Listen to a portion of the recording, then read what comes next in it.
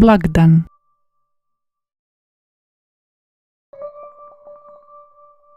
advent, došašće, adventski vijenac, medenjak, kuhano vino, Sveti Nikola, Krampus,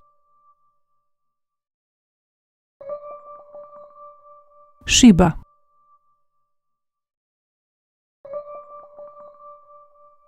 vrijeme posta, misa,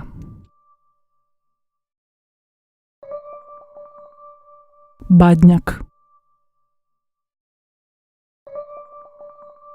Isus,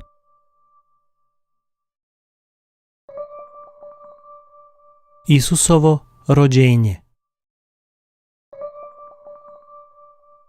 Sveta Marija i Josip,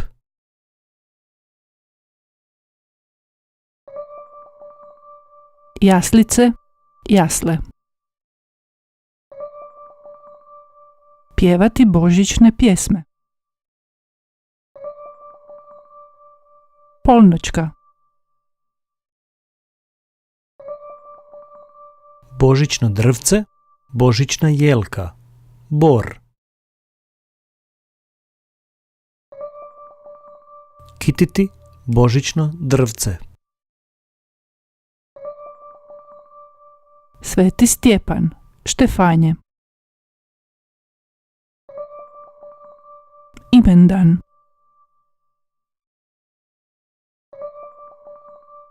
Sveti Ivan, Ivanje,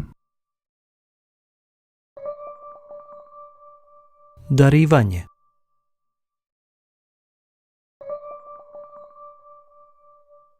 dar, darovi, Nova godina,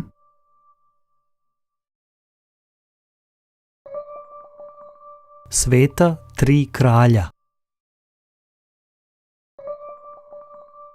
na tri kralja, tri mudraca,